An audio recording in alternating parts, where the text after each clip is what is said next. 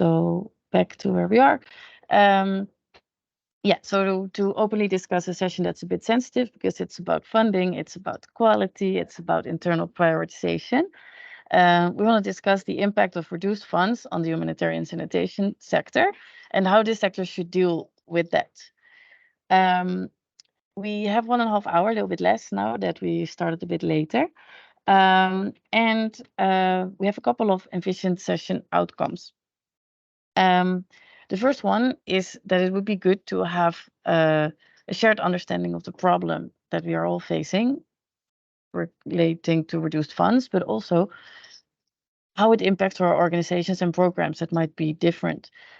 Also, we want to have a sort of, hopefully, critical reflection on how these reduced funding is affecting us. Is it actually the funding that's a problem, or is it still a lack of experience or expertise that is resulting in low quality sanitation services?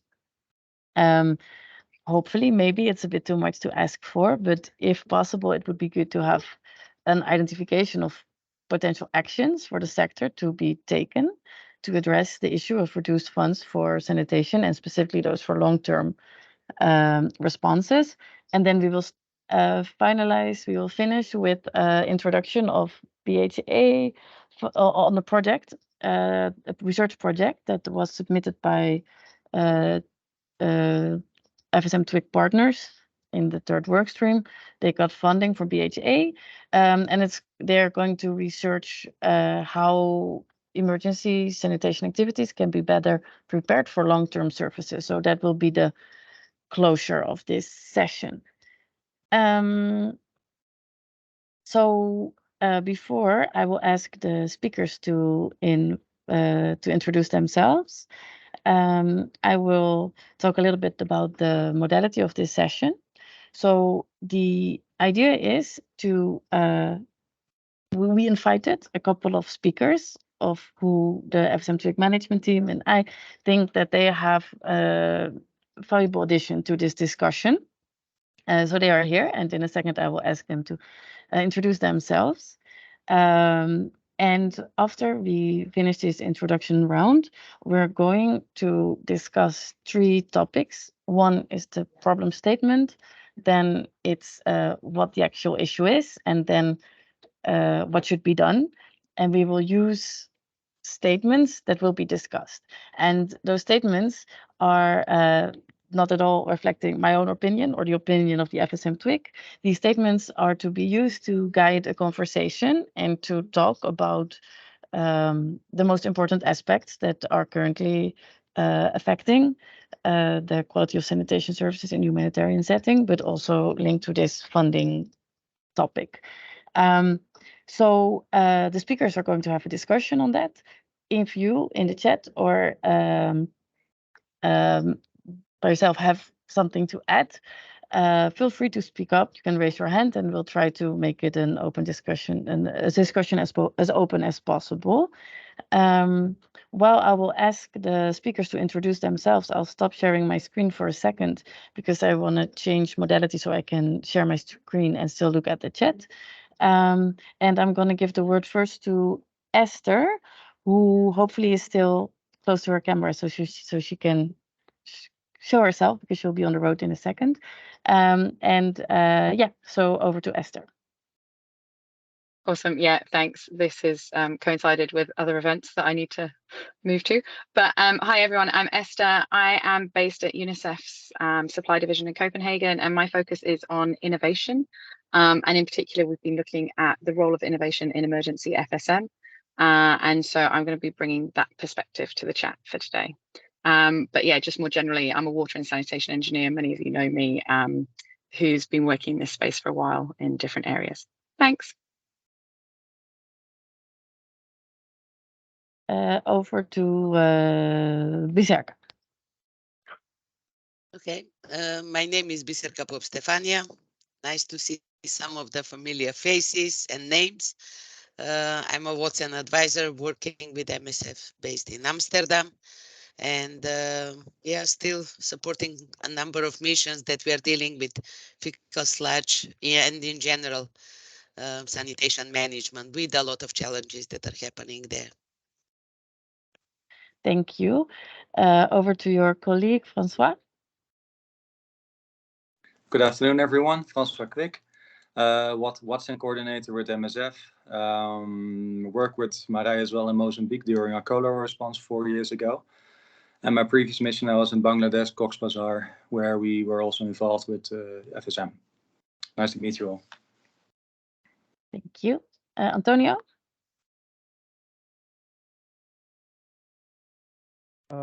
Hello, everyone.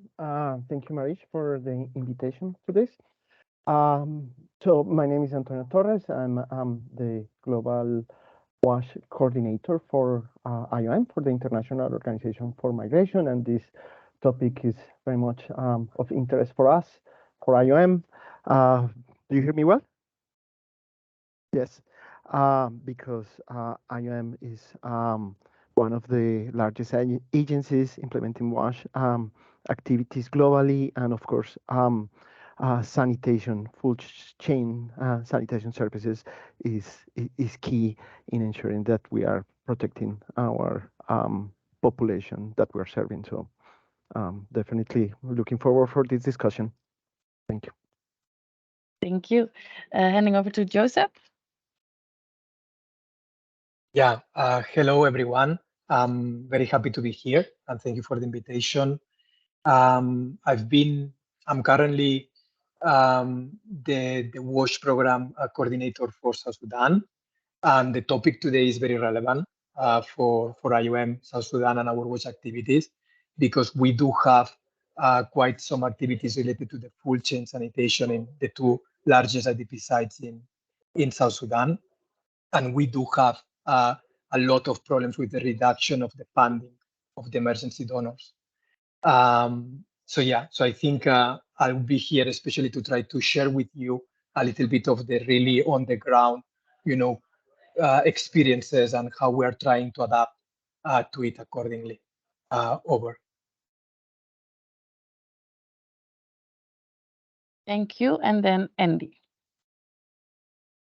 Hi, so I'm Andy Bastable, the head of sanitation and water at Oxfam, and been running for the last 3 years a Sani Tweaks program, which is all about going into different countries. It's not about Oxfam, it's for the cluster. You've been into 12 different countries now, at different places in those countries, looking at sanitation issues, mostly from the user perspective. So I have some reflections on that. Thank you. Thank you for joining and for accepting to be part of this also new format for the FSM TWIG session. So it's exciting. And sorry again for this link challenges that we're facing. So it's now 3:15. I think we're actually quite on time. So the first discussion component is the introduction of the problem, right? So we would like to talk about, we would like to hear from you guys, the speakers, if you experience this reduced humanitarian funds in general, and also if this actually leads to reduced budgets for sanitation. So meaning, is sanitation actually not being prioritized, and why is that? And then the final topic, does it lead to less enthusiasm for full sanitation surface chain in your view, or are there other actors that are more important? I know it's a lot, yeah, I mean, you don't have to answer the whole aspect at once. I'm just going to open the floor for any of the invited speakers to start sharing your view on this specific questions. Okay, shall I start? That I believe since the 2013 first gap analysis, which many people on this call took part in, that we have seen an enormous increase in sanitation funding and sanitation research and various projects since 2013. However, that is still not, it still doesn't come up to the amount of effort put into research and many conversations about just another water treatment plant, you know. So we're still sort of behind, but I think, yeah, we've made massive progress, and especially with the response in Cox's Bazar, which is fuel, you know, hopefully the future of every big refugee camp in the future is it always has an FSTP. Now, on the actual question of kind of reduced humanitarian funds, I don't think that for people that visit countries a lot, there's no doubt that funding across the board, not just in WASH, in everything has decreased. So of course it's decreased in WASH, and to be able to say, well, the proportion of that decrease is more for sanitation than for water, I don't think you can say. I think you can say that still we have an issue of not enough money, not enough kind of agencies putting in all the various bits. Like, it's 100% certain that building your toilets, we're just talking about the front end, the toilets, they will need repairs within 3 months. But do agencies put in a line for repairs? Very, very rarely. So kind of the whole life cycle of your latrine, of the sanitation chain, is not properly accounted for, I believe, by agencies. It comes as an afterthought. Oh, we have to do repairs, or we have to keep up this funding for desludging transport. So I think that, and I think the donors have a bit of a responsibility here, that still you hear feedback from some of these WASH Tweak forums where we ask this question, and that donors are still not being that amenable to pay more than a basic cost of a superstructure and digging a hole for latrines. So I think we've still got an advocacy role to play also.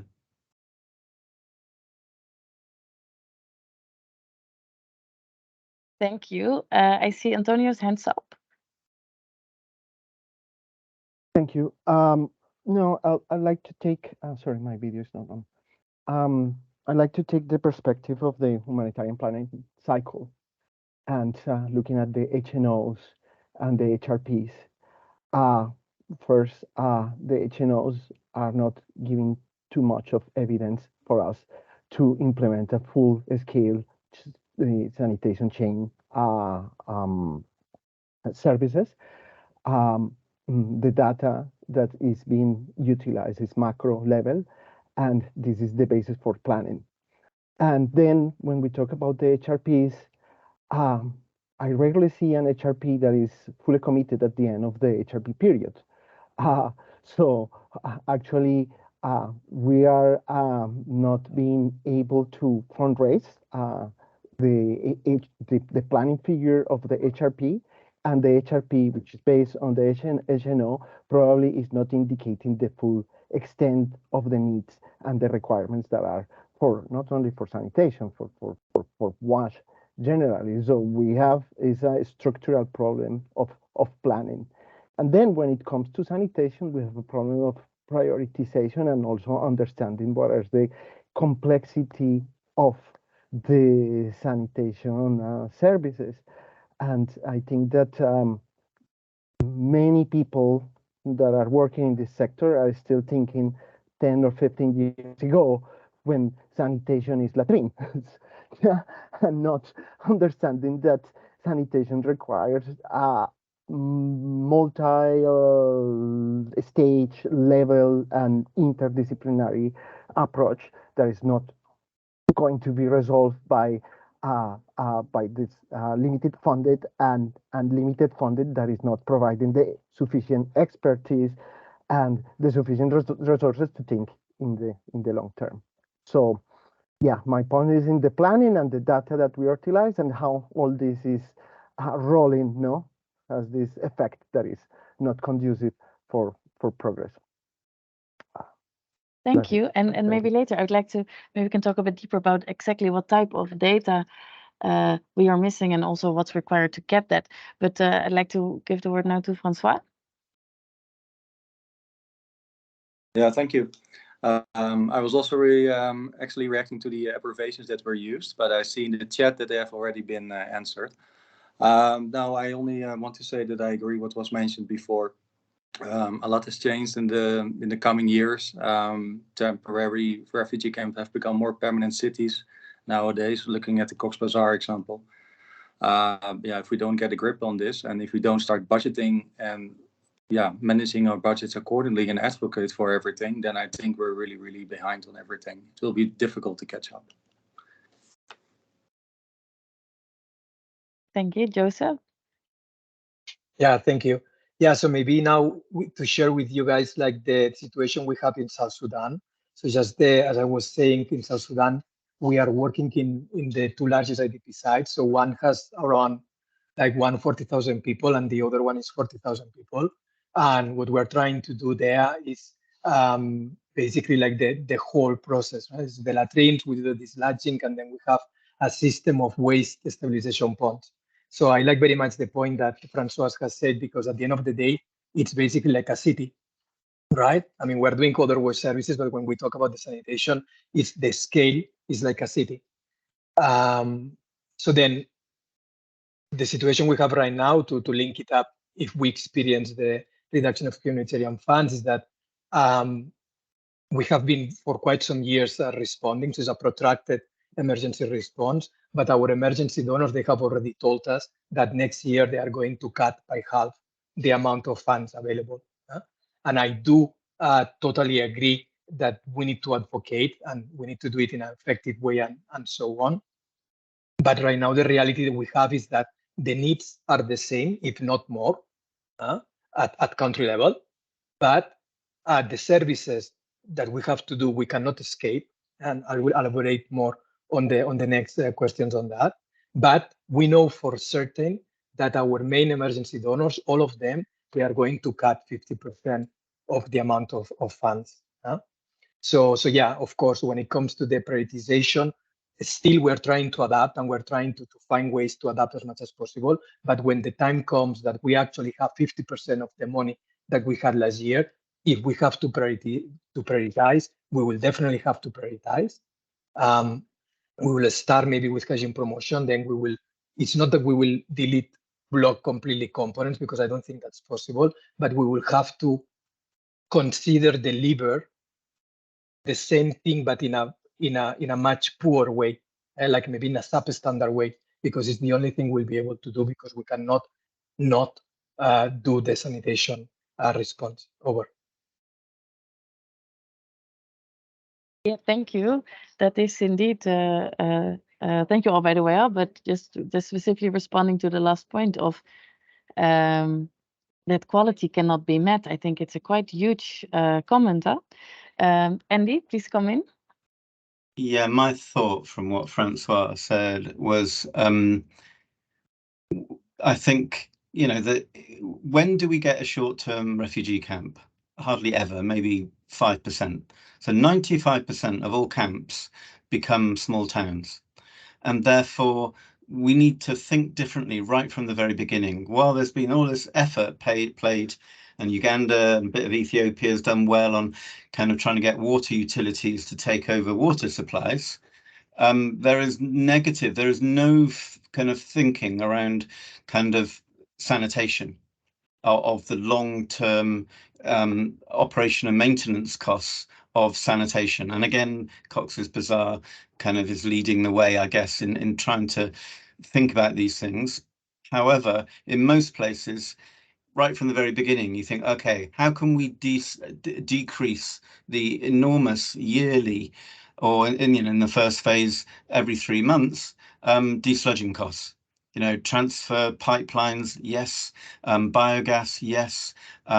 Urine diversion. Had an interesting experience in Gambella in Ethiopia with trying to get, you know, a lot of agencies joined in with doing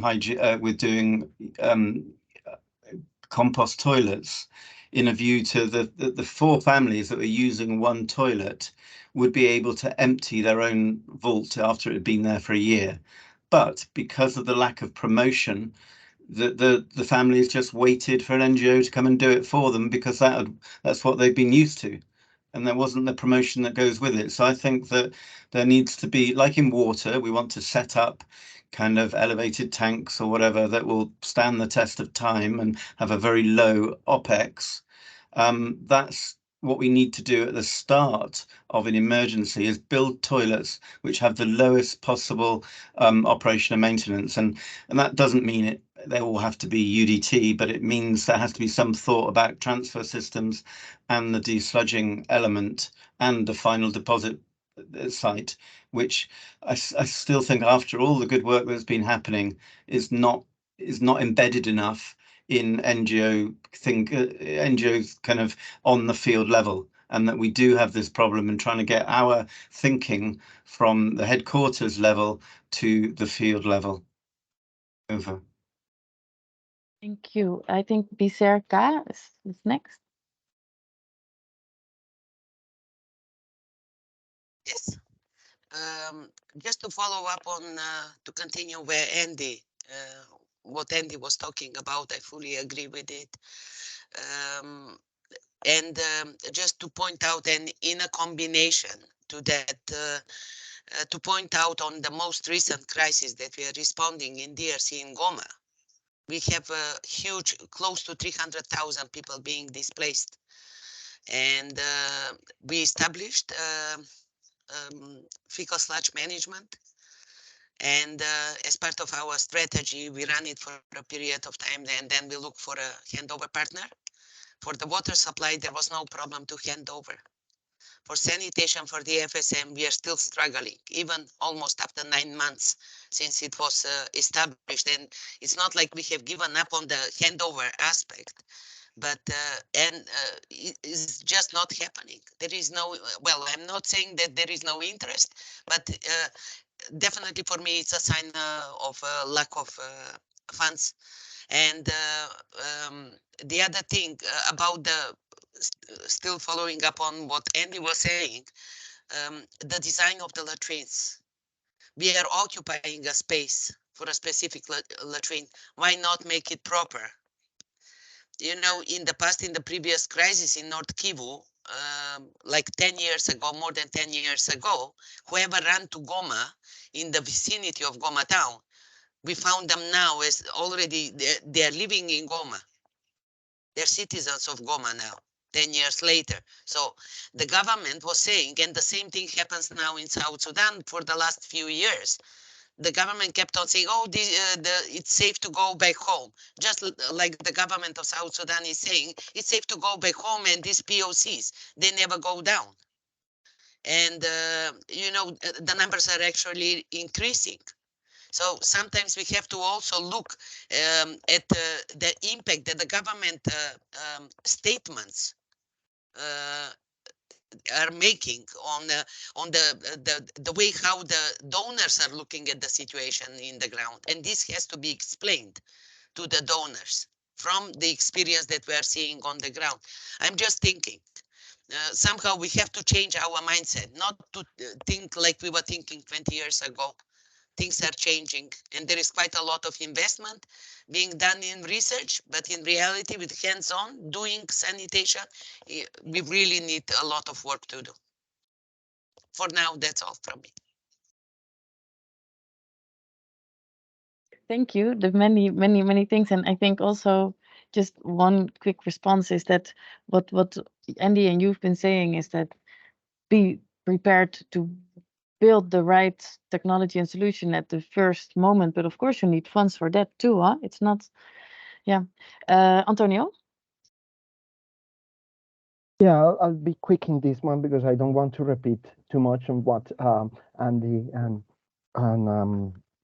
Mr. mentioned, but I think a general point is the inefficient use of resources. We are not making the right investments at the right time. We are not taking the right awareness to our donors to invest with proper solutions from the start. And one problem that we see is that once we take a solution, it creates a baseline, and then it's normalized, and then the interest in sanitation is lost or it decreases in time, and then it's more difficult to try to reverse the mindset and try to bring solutions that are more sustainable and that are included in the full sanitation change into reality. So just that. Thank you. Thank you. And I guess that last point links well to what I think the innovation perspective might bring. Over to Esther. Thanks. Actually, Antonio took the words right out of my mouth. One of the things we're seeing in certain protracted crises is that someone started trucking sludge and 10 years later we're still trucking sludge and we don't know why. And I think that, 15, 20 years ago, engineering in emergencies, the WEDEC book, all of those, we dug pits and we just dealt with shit for short-term periods.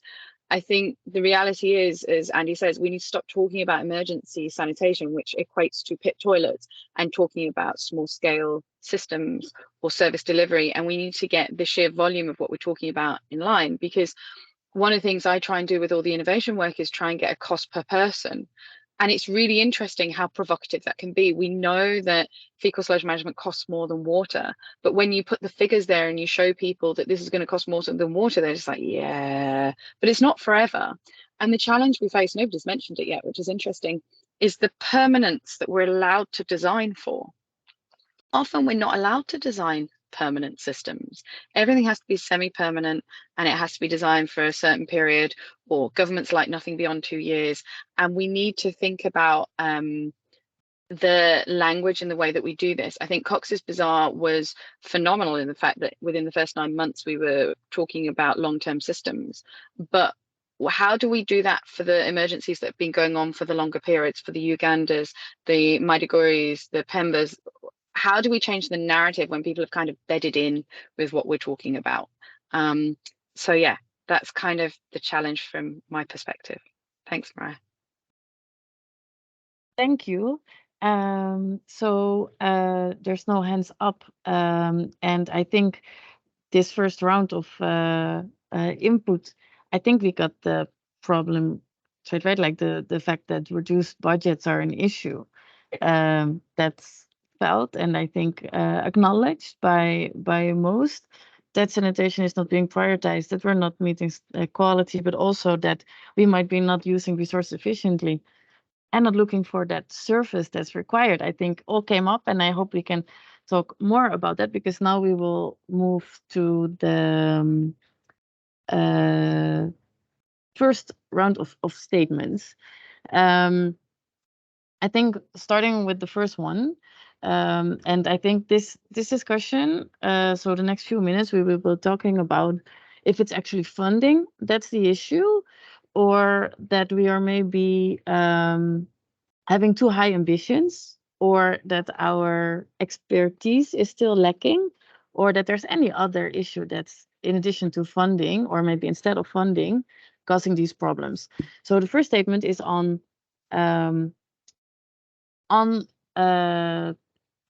the fact that the statement saying that reduced budgets have an extra strong impact on full chain sanitation services, as they are still relatively new and not standardized within the WASH portfolio. Is there any of the speakers that would like to respond to this statement, either in favor or against it? Andy, please. Am I in favor or against it? All I would say is that in these WASH tweak sessions, when we've been around looking at all the different agency sanitation responses in camps, and then we have a workshop, and at the end of that workshop, it's kind of saying, well, what do they think the issues are? What do we think the main sanitation issues are? And then I always ask the question, well, is it just funding? Because everybody says, yes, it's because of funding. We can't do a proper consultation. We can't do proper maintenance. We don't go back and repair stuff. And you think, really? It's always been resource constrained, the sanitation sector. So I don't think it's fair enough at all to just blame it on funding. So what we kind of give out in these Sani Tweak sessions is it's a prioritization issue, and that's the discussion we have them. How could they prioritize differently? Now that works if there's a number of agencies doing a number of wash things and you can share it out. So you might do less latrines. I mean, the horror of what I'm finding on all of these Sani Tweak sessions is that there's still international NGOs that go into emergencies, build some latrines and then leave with absolutely zero kind of setup for a cleaning or repair kind of schedule. I find that quite horrific. But so I don't think it is just. I think, you know, reduced budgets, especially for FSTPs, is massive. That will stop an FSTP happening. But on the chain before final deposit site, I think that it's more about one, prioritization, and it's two, the capacity. The other thing from visiting the 12 countries in the last 3 years and doing the research is that what I'm seeing is that less agencies are doing training in the field. That, you know, agencies haven't got the money for it. So again, it's a money thing, isn't it? But there's less focus on trying to enable field staff from all agencies to think for themselves about what would have the best impact rather than blindly following the indicators from Sphere and thinking that they've done their job if they've got 50 people per latrine, you know, and not looking at use and dignity and comfort and privacy and all those issues. Thank you. Yeah, thanks, Andy. So not only funds, but also capacity and focus. And that can, of course, link to funds. Capacity, there's no money for training, but it could, of course, also mean that we do not have the right skills. We do not hire the right people, right? It's not all training that we need to do. So it can link to that expertise, lack of expertise as well. On the other hand, you might say that that is the same for many other aspects within the WASH portfolio. It's not only full chain sanitation. And yet I feel that it's especially that full chain sanitation that is extra hard to respect, but that's just a assumption. Who would like to respond to either Andy's point or the statement, any of the top two?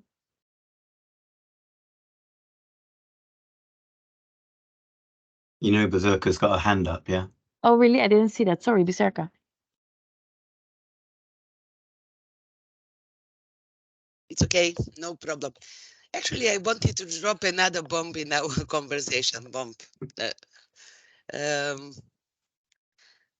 Looking at even at the basic latrine coverage, how successful are we in that? I'm not sure that we are very successful. And on top of it,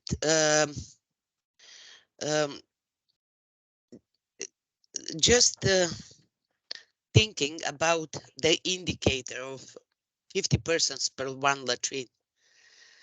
And I'm trying to put myself in the shoes of the people which will use that latrine. You wake up in the morning and you are queuing in line with 50 people, 49 people in front of you to use a toilet. I'm not surprised at all that there is still open defecation. So even with 50 as a standard, I'm not sure that we are there.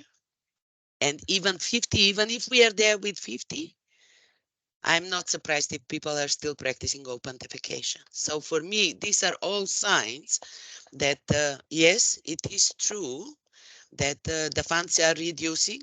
It is also true, according to me, that the sanitation, like Andy was saying at some point, is a neglected brother of the water supply, or a sister of a water supply. And it was always more attention being given to the water supply than given to the sanitation. And related to all of this, I do believe that there is a need of a mindset change, both within the organizations, within individuals, because learning can be done through training, but there are so many other ways that you can learn. And I'm not saying that we should not do trainings, but somehow I feel like the enthusiasm to learn about sanitation is not that high as it is for water supply. So, and finally, the change with our influence, encouragement actually from organizations to talk with the donors, to encourage them to think about sanitation, maybe not as equal as they think about water supply, but to think more about sanitation. Just recently, we received a couple of offers from donors for certain amounts of money. All of them were asking about a project which does water supply. And I'm like, what about sanitation? So, yes, these are my few thoughts. Yeah, so still an image issue. That's an old one, but still a strong one that negatively impacts attention to sanitation, affecting people, but donors also. So that should be advocacy. But yeah, how long can we continue to say that we need more advocacy and just deliver terrible services? Francois.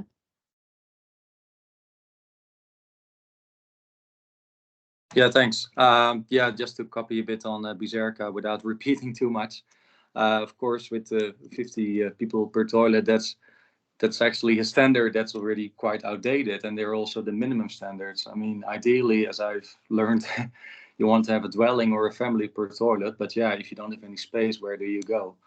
And the other thing with the advocacy, it is like it's also a bit of protecting and restoring dignity. So if some way in the advocacy that might not be directly our part, but if we can get people to be engaged emotionally, let's say, throughout advocacy teams with this little part, then for sure I am quite confident that we can get like the same label on new latrines or FSM systems as when new boreholes are drilled or tap sinks are installed. But it is, yeah, it's a process that still needs to develop a bit more. But yeah, I agree with what was said before. Need to develop in what sense? More the messages in a way, because I do see that it is quite easy that when certain throughout different NGOs, it's all about water sanitation, and there are always videos of drilling boreholes and such.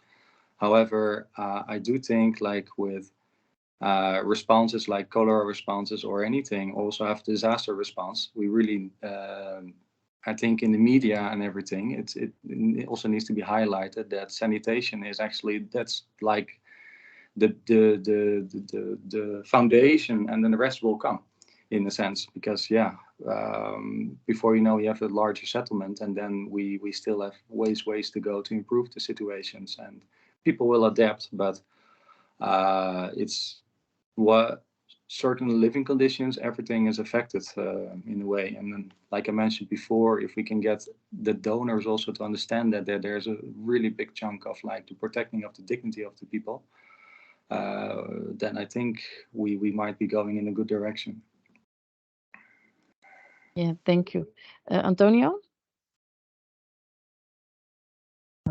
Thank you. I'll just probably have a little bit of a reaction to the second point, but in which mentioned expertise and financial resources, and well, I mean, like both are interconnected, and there is no. I personally think that there is no one that is more relevant than the other, because we need resources to have more expertise, but without expertise, we cannot properly design and advocate for the funding needed for the solutions that we that are required in the places where we are implementing our projects.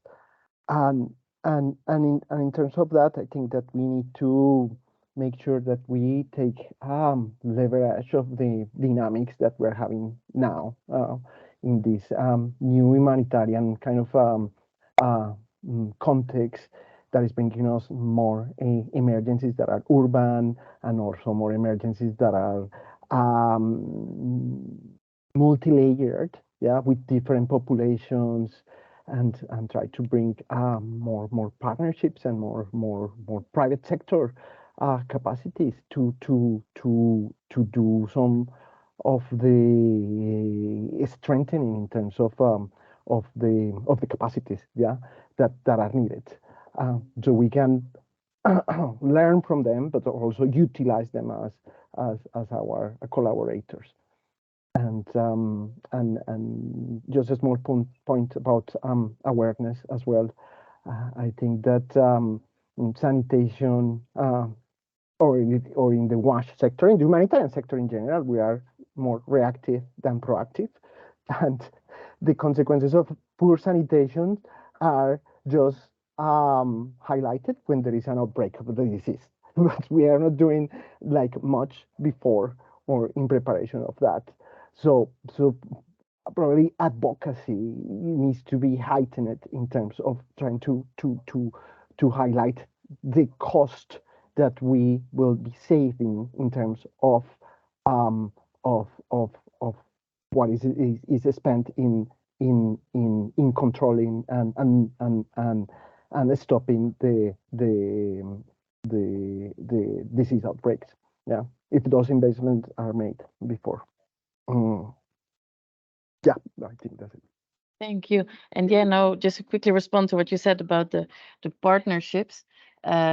I think this World Bank and ICRC UNICEF joint report on the MENA region showed that most utilities were actually weaker after whole humanitarian sector came in than before.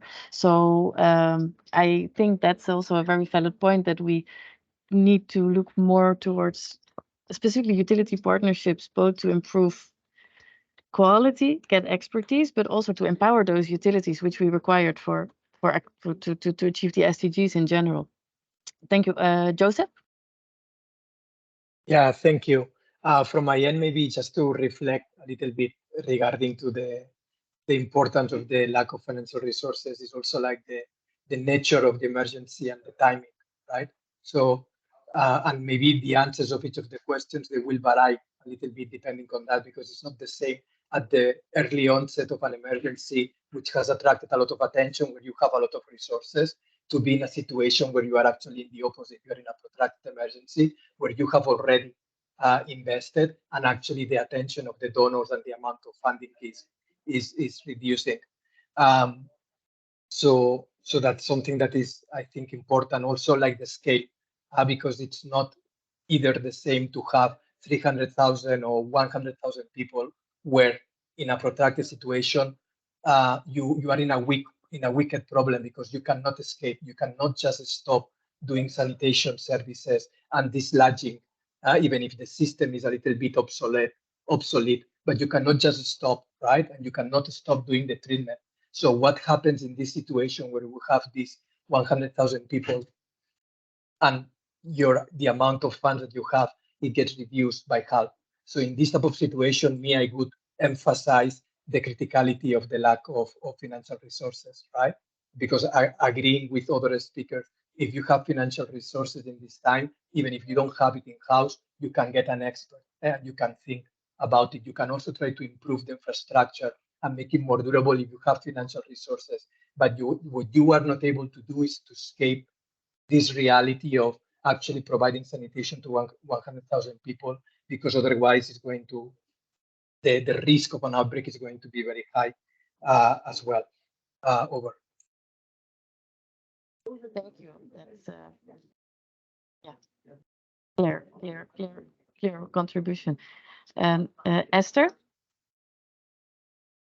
So it's interesting. I actually think that donors are well aware of the problems, and I think they're willing to try and find solutions. The thing is, their hands are tied as much as ours are. It's not that they want to reduce our budgets; they have to. And I think, Bram's made a point about how we angle the point to get donor funding. I think it's there. I think donors are looking. Unfortunately, they want something newer.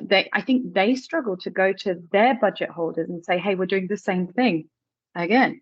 And the fact is, the people who really make the decisions on the money want to see a change. And this is where, in some ways, if you put innovation in front of something, you can leverage different funding. It's not always good. And I would say that there's pressure to then prove something different. So swings and roundabouts, everything's cautionable. But I think that people look to innovation to solve an age-old problem. The reality is there's only so many ways that we treat shit. The science doesn't change, it's just how we package it. And I think that we need to be careful about looking to something different as the solution, whereas I wonder if actually it's coming in with the design at the beginning. We've been saying this for years, we need to be designing toilets that are easier to empty, because then it makes it easier to build the service chain and the systems. But the other side of it is, if as agencies like MSF, we come in for short periods, who takes over this anyway? MSF's mandate is not to be there forever. So how do we integrate governments who don't want to admit the reality of those people being there forever with agencies who aren't going to be there forever with a situation that is going to be there forever? And I think that some of these questions are more fundamental. And I think donors, if you had a good solution to that, donors would be open to trying it. And I do think there are opportunities. Thanks. Thank you. So that's also a bit linking to that last statement. I like that funds might actually be available, but we are somehow not not successful in connecting to those. Yeah, that might be Andy.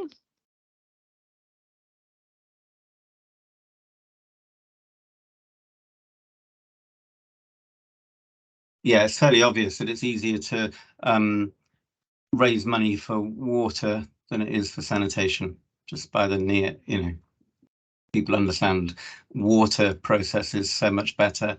But no, I was just kind of going back and reflecting on Sphere and the comments that Berserker and I made about Sphere, that they are kind of soliciting comments at the moment about the next possible revision.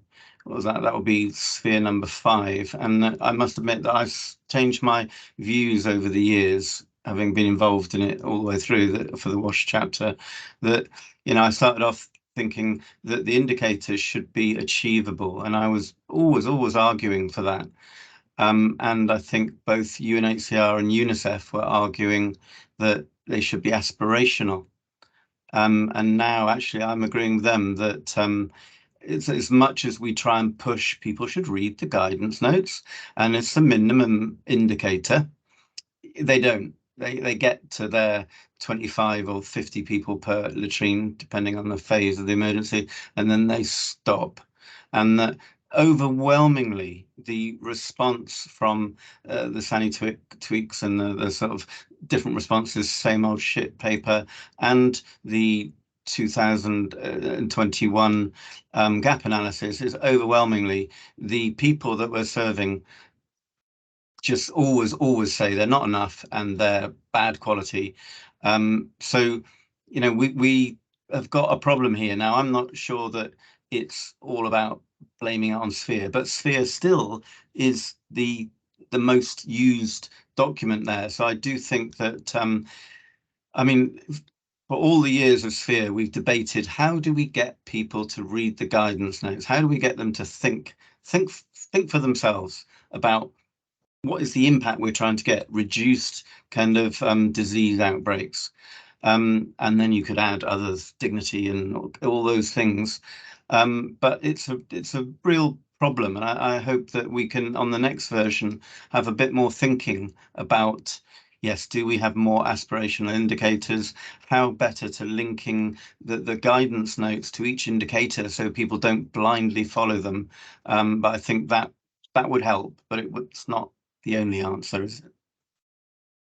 Yeah, thank you. And that's a good link to, I think, the next conversation, what can be done. But before we move there, William Carter has his hands up. Please, Will, come in. Thanks, Mariah. And I don't want to derail the conversation, but I want to agree with most of it with a little disagreement, but also share just very quickly our experience within the IFRC. So I do think you're correct in outlining it as both an advocacy and a quality issue. I think we in IFRC have had good success on the advocacy side, at least internally. So many years ago, we didn't talk about toilets at all. It was taboo. People giggled, whatever. We changed that from top to bottom, from the Secretary General to us slowly wash people, completely changed how we view it. And I think we were successful. We didn't make it a joke. We were very careful about it, et cetera, et cetera.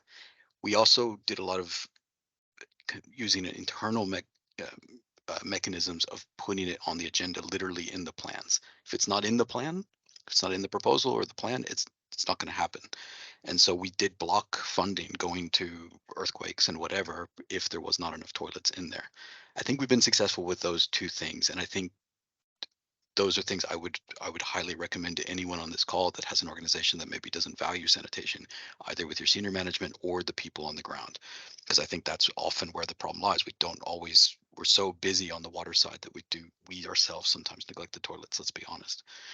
In terms of the funding, I do wonder if sometimes we make a bit of a straw man argument here. That's the only part I do kind of bit out of lockstep here.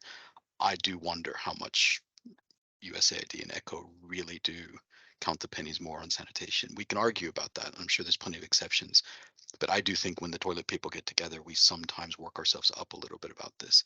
And I wonder whether or not we're actually putting them in the plans enough. And sorry, there's organizations here that deal with own funds. So your blockage is not with ECHO. Where is your blockage if you're using own funds anyway? And I think that gets into the internal advocacy issue. Where I don't disagree is the quality. I don't think you can tackle that if you haven't tackled the advocacy issues. And here's where I'll put my hand up and say we're very far from perfect. A lot of the things that Andy and others on the call have accused organizations of, I'm very, very confident that either IFRC or our national societies are guilty of that. And it's something that's high on our agenda to fix. But I do think the advocacy thing unfortunately does have to come first. And I'm just, again, I push back a little bit on this kind of assumption we make that donors are allergic to funding sanitation. And again, for those organizations that have own funds, what are you talking about? I have to say, sorry. Anyway, I'll leave it there. Thanks. Yeah, no, thank you, Will. And I think it's that internal prioritization. It's a huge thing, huh? And I think it also links to that standard discussion. So what are we actually expecting? Well, what we accept as the minimum? And yeah, so it's not necessarily an external lack of prioritization. It can also be internal. Thank you. Gert also has his hand up. No, actually, I took it down, but I mean, because there'll be many good, comments. I mean, by all of you. I must say, indeed, I mean that it's about 10 years ago. I mean that we had this kind of meetings first, and in the last 10 years, a lot of things have improved. And that sometimes for people who come in now, I mean, it maybe looks like we are just starting, but that's certainly not the case. I raised my hand because of to comment also on Andy. I've also felt, many times that the SWIR standards, are too much of a limitation towards innovation and also direct innovation on the ground. That's one. And secondly, I think, if you put up very high standards, which is fine, but that also, that also forces you almost, to report very negatively on your achievements, because these SWIR standards are very, very hard to achieve. My third comment on that is, that I remember that in 2004, we were involved, in the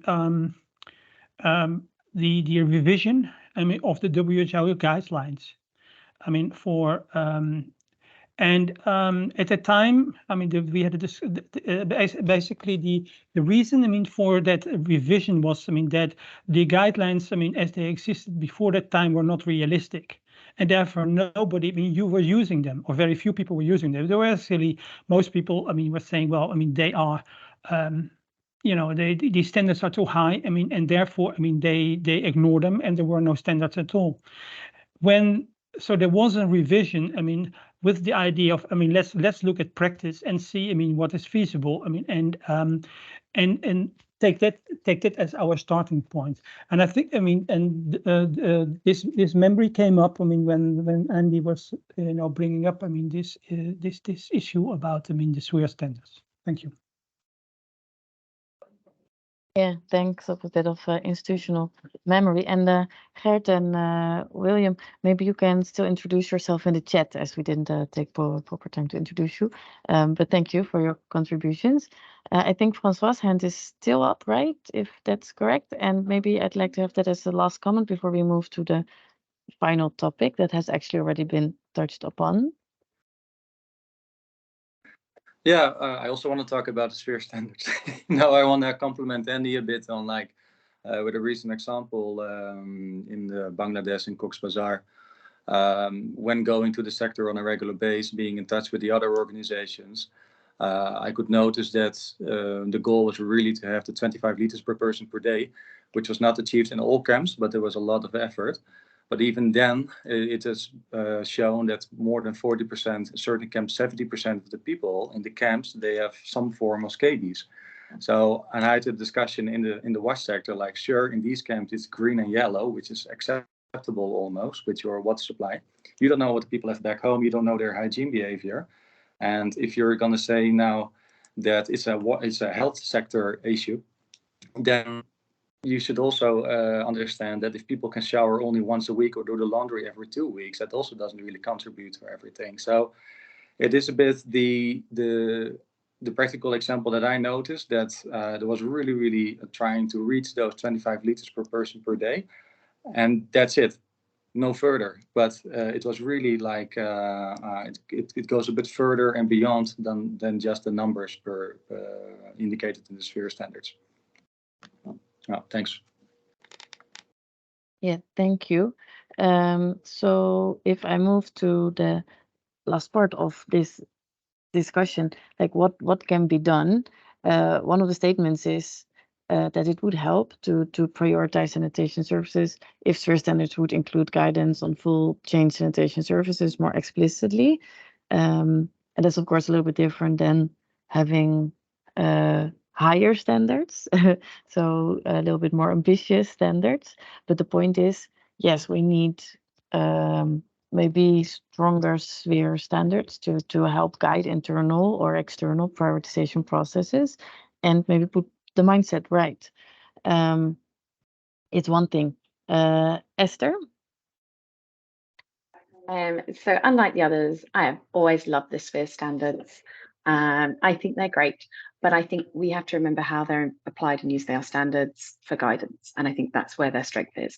Gerten made the point about the standards killing off innovation. I don't think that's true either. I think having clear design parameters helps innovation, especially in emergencies where we have to be clear about doing no harm and the absolute minimum we have to ensure. I think it's really important that the two are balanced. But I do wrestle with, for example, the fecal sludge management standards that were developed. They have made it hard for us in seeking out fecal sludge treatment products, because the standards that are in the sphere, and as UNICEF, as the cluster lead, we kind of have to support this. But the challenge is those standards are high. They're higher than we have in the norm in some places. And I think this is where the balance needs to come. I think sphere is a good guide, and I think the idea of having full chain sanitation in there is great, but the reality is, to meet the sphere standards we need money, and I think that we need better data on costing so we can say what's reasonable in fecal sludge management. All of us here are saying we know it costs more to treat fecal sludge than it does water, but we need some data. How much more? Because it's very well saying it costs more, but if I go to my donor and say it costs 10 times more, they're going to go, no way. 4 times more, okay. And I think that with all of these solutions, we've already said that advocacy is a key part. So we need the tools and the mechanisms to help us get there. And one of the things we're trying to work on with the innovation work is the cost per meter cube, have a unified cost, because even the developers don't have a unified cost to tell us how much things cost. So if we can have some unified costs for a full service chain delivery and thresholds, we're never going to have defined costs like we do with water, but some thresholds and some ways to guide good decision making and how much capex we can afford in 3 years and how much it should be in a 10-year period, then I think we can start to make some more sensible advocacy decisions. Thanks.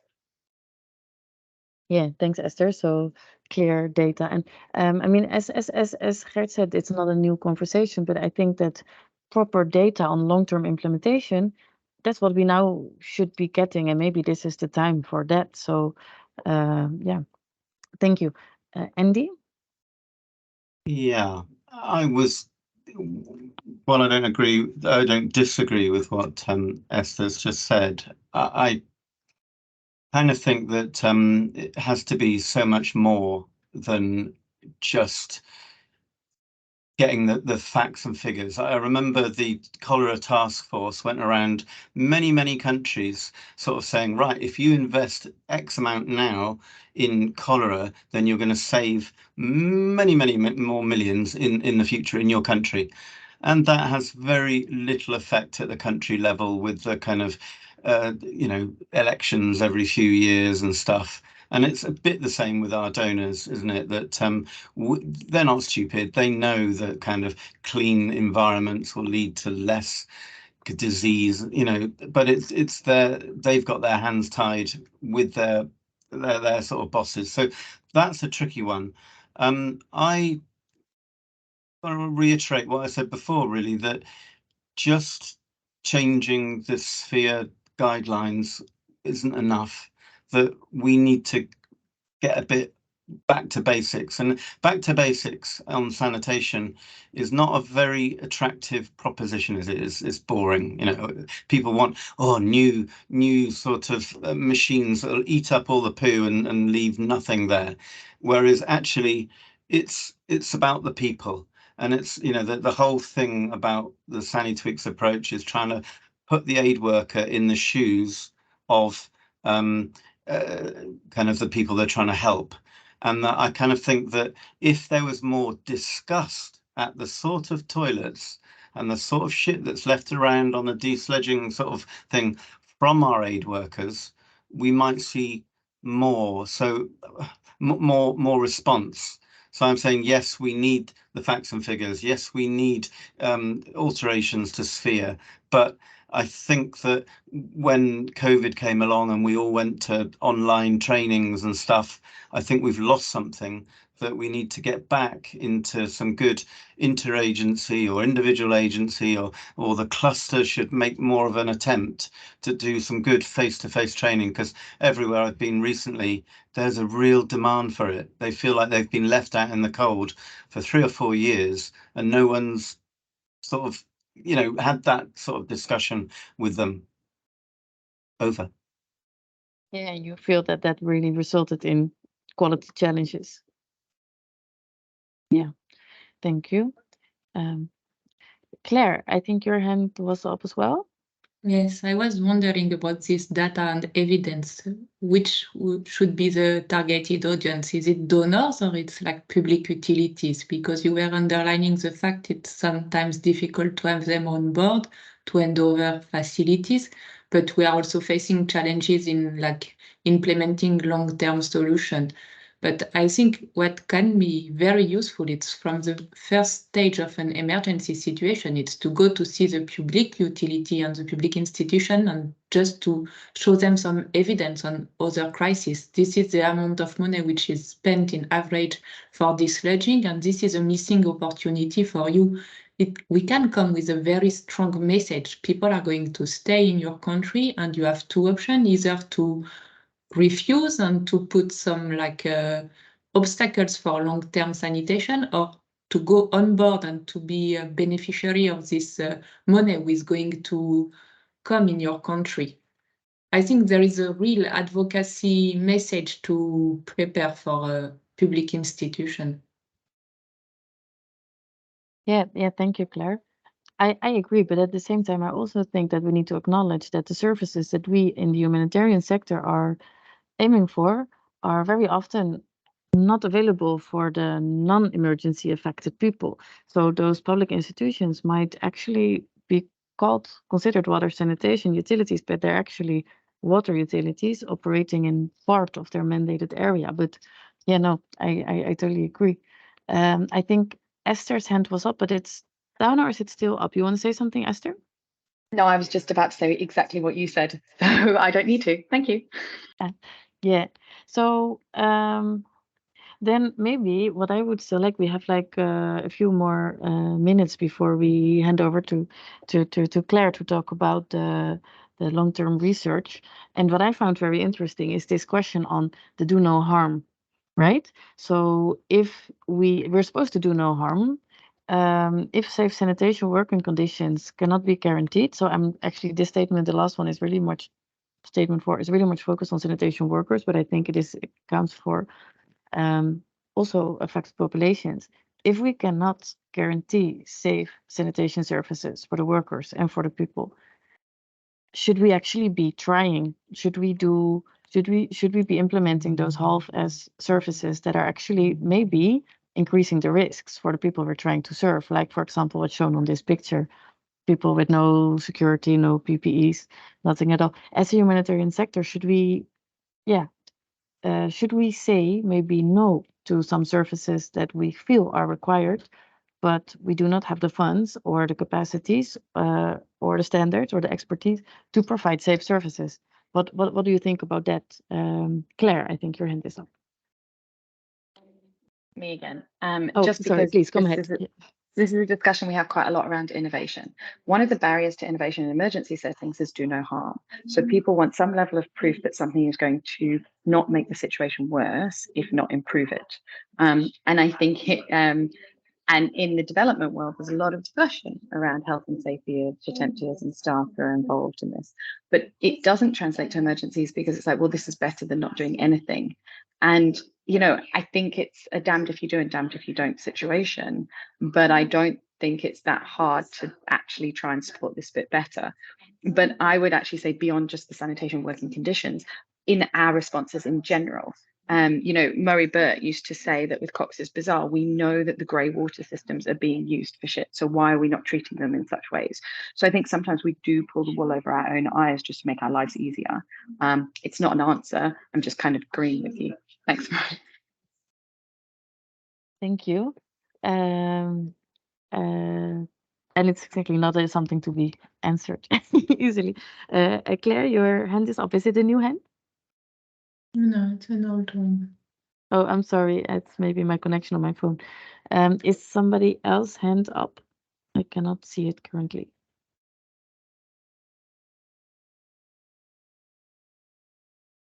No hand up.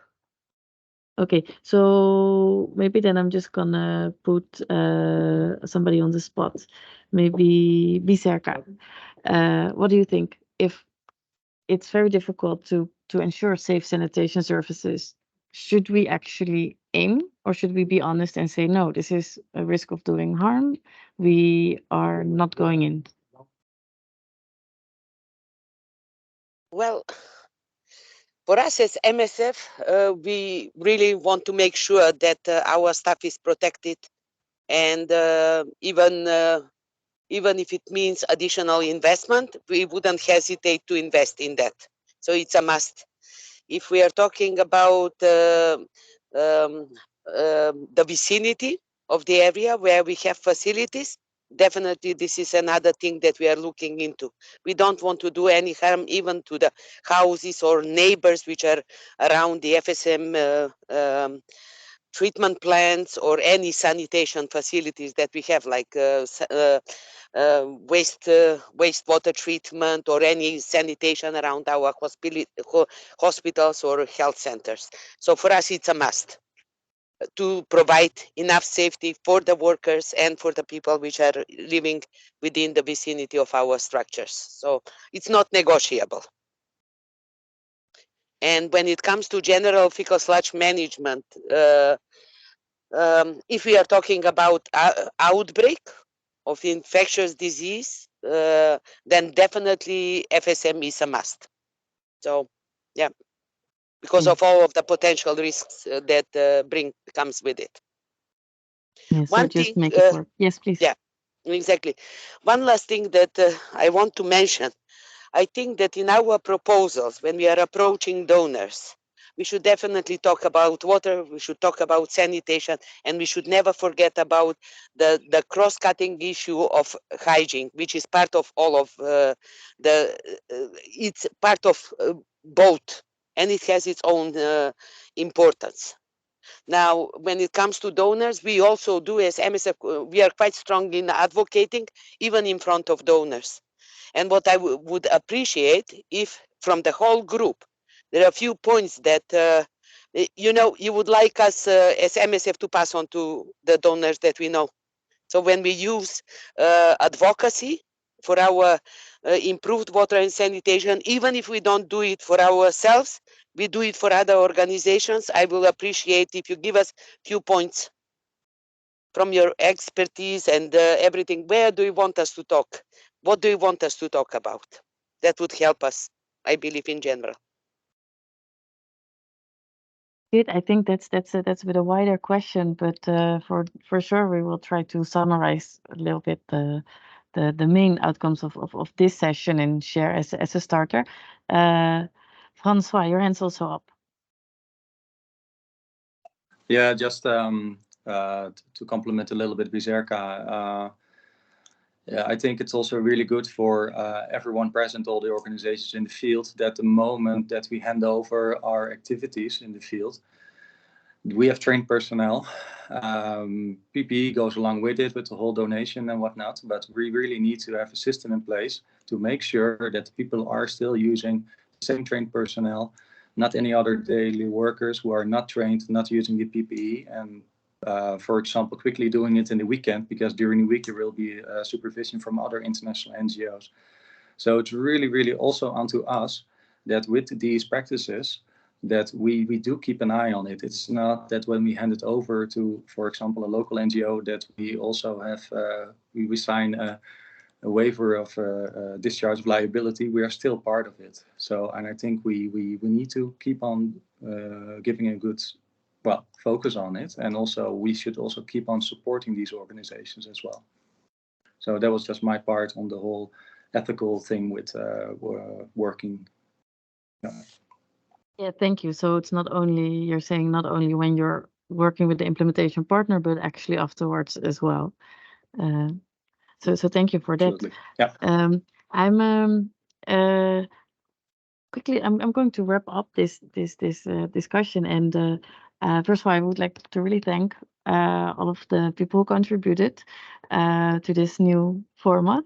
I think trying to summarize a little bit is that yes, while funds are overall for the whole sector reducing, there is a couple of things that we said about how that impacts sanitation, right? Because is it because of internal prioritization challenges? Is it because of inefficient resource use? That actually results the fact that long-term sanitation services are faced with reduced funds. Is it the gap of data and facts and figures on what's actually required, how much it costs?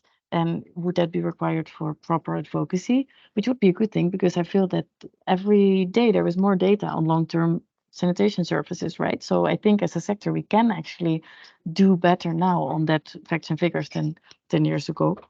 We spoke about sphere, the alterations of sphere. Well, everybody seemed to agree on that, which is very nice to know. Very clear point made as well that that's not going to save the issues of the issue. Learnings, capacities, trainings, and you was strong about face-to-face learnings being a very big gap, and then the partnerships, which are all, it sounds easy, but yeah, I think actually there is a lot of room for improvement for the sector for when we look about humanitarian and nexus partnerships, specifically with utilities.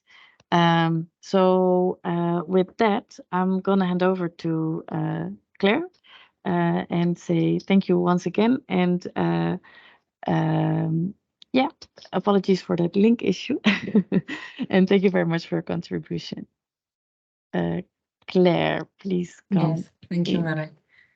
I will quickly present the objective of the research project we are starting as a work stream 3 of the FSM TWIG, because it's in line with our topic today.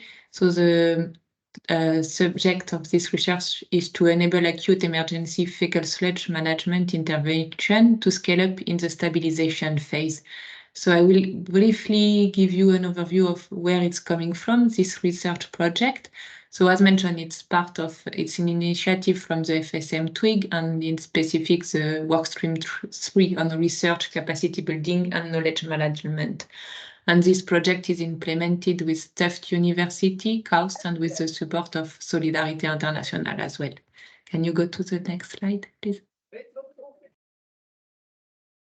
So prior this research, we did an identification of gaps in research for FSM. So we did a literature review with different sources, which are like some of them are academia and others are practical reports. You can go to the next slide, Marai. So we also review the gap in FSM done by the FSM TWIG in 2022 and in 20, and there were 39 respondents of this gap analysis with both HQ people and field practitioners. You can go to the next slide. So based on this literature review, we identified 79 gaps which were merged in different categories. You can go to the next slide. To the next one. And it enabled us to identify 16 prioritized gaps, really focusing on research. And based on this 16, we sent some requests to experts of the sector, not only from the FSM TWIG, but widely, to identify 7 gaps, which are the following. So these are the 7 priorities which were voted by the different experts. So I will go through it briefly. So you have the first one, which is lack of treatment solution for the first phase of emergency, with a focus on turnkey solution with short setup time and for different population size. Then you have the second one, which is the lack of understanding on how to adapt and readjust treatment solution for each phase of humanitarian crisis to build on the previous phase. The third one is the lack of experience and evidence for existing and promising treatment solution adapted to humanitarian context. The next one is the lack of understanding on expected performance of current treatment solution. Then we have lack of evidence on performance of decentralized and centralized system for comparison for use in large camp, which was something which was discussed in the chat, I think. Then we have the lack of evidence on operation and maintenance model for the first phase emergency and long-term crisis, considering high and low technology solution and resource recovery. And the last one was the lack of framework decision-making tools to support the selection of appropriate solution based on context with a focus on treatment disposal and disposal. Thanks, Marai. So based on this list, we tried to develop some proposal. We decided to focus on the second priority, which is the lack of understanding on how to adapt and readjust treatment solution for each phase of the humanitarian crisis, building on the previous phase. And we work on this gap and we develop this research question, which is identify factors that should be considered when implementing fecal sludge management in acute emergency response in order to ease the scale-up of during the stabilization phase. So the activity which are suggesting in this project, which is funded by BHE for 18 months, is first a literature review. Then we will conduct key informant interview. We will collect case studies to document the different phases and to ask the field practitioner, but also key informant to see what was decided and why, to try to identify key factors to understand the scale-up. And then we have the dissemination part. So we are also seizing this opportunity of this FSM TWIG session today to ask you if you are interested in being involved, how to being involved. As mentioned, we are going to conduct some key informant interview from December this year until February 2024. We are also doing this literature review, so if you have any resources which are not online, or like if you want to underline specific resources, please feel free to share it with us. And the same, like if you are interested in being part of the user interview of the key informant interview, do not hesitate to reach out. And then we will also go into detail for 4 to 5 contexts. So if you are interested in supporting us to focus in some specific case studies, we are also interested, and we are going to be in the process of identifying relevant case studies. Before going to the field, we will collect some existing resources on each case studies, and we will also request to have some support to organize field visit. It's going to be from January to August 2024, and we will also host some workshop during this period of case studies collection. Thanks, Marai. And I will, we have 2 minutes for question.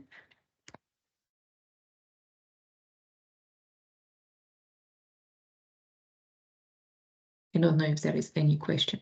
Thanks. Thanks, Claire. And people that want to be engaged, they can reach out to you, right? Yes, you will be sharing the presentation anyhow, right? Yes, yes, yes. But it was very informative as well, the session today on the issue, which can be identified from the first stage of an emergency and how to plan for long term. I think there were a lot of interesting point of view which were shared. Good. Thank you for that, and thank you for presenting, and also congratulations for achieving that, getting that research funded. So that's nice that in addition to the Sunny Hub, this is the second TWIG initiative that got funded. So it's nice. So there is some interest, at least in the FSM sector, by donors. So yeah, I would like to thank the invited speakers and the other people that contributed once again. The recording will be shared online, openly available. So hopefully some of the people that were not able to join because of this link confusion can still watch the discussion afterwards.